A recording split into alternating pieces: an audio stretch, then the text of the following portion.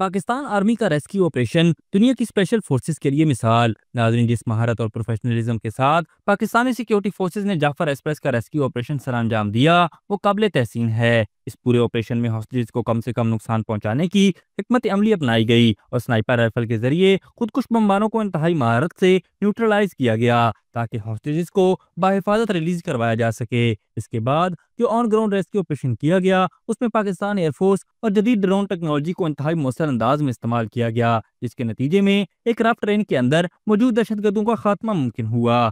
नाज़रीन, train hijacking का ये नया वाकया था क्योंकि आमतौर पर हाईजैकिंग के वाकयात शिफ्ट पर पेश आते हैं जिन्हें पायरेट्स अंजाम देते हैं, या हवाई जहाज़ों की हाईजैकिंग होती है जो मुख्तलिफ दहशतगर्द ग्रुप्स करते हैं। लेकिन ट्रेन हाईजैकिंग की इस नौयत के केसेस माजी में कम ही देखने को मिले हैं। अब आर्मी मिलिट्री इदारे पाकिस्तान की मिलिट्री टैक्टिक्स को इस तरह स्टडी कर रहे हैं ताकि समझा जा सके कि किस तरह इस ऑपरेशन में हॉस्टेजेस की अमवात को कम से कम रखा गया। नाज़रीन, गुज़श्ता रोज़ DGISPR ने भी अपनी प्रेस कॉन्फ्रेंस में ये वाज़ेह किया था कि ऑपरेशन में वक्त इसलिए लगा क्योंकि पाकिस्तानी सिक्योरिटी फोर्सेज ने मुकम्मल मनसूबाबंदी के बाद कार्रवाई की ताकि हॉस्टेजेस की जानें महफूज रखी जा सकें। नाज़रीन, आज पूरी दुनिया पाकिस्तान की इन काविशों को सराह रही है। अमेरिका, बरतानिया, Germany, Europe, Australia, UAE, Netherlands और दीगर तमाम ममालिक ने इस दहशतगर्दाना हमले की मजम्मत करते हुए पाकिस्तान से इजहार यकजहती किया है। पूरी पाकिस्तानी कौम दहशतगर्दी के खिलाफ पुरअज़म है और अपनी अजीम सिक्योरिटी फोर्सेस के साथ खड़ी है। किसी भी दुश्मन के मज़मूम अज़ाइम को कामयाब नहीं होने दिया जाएगा।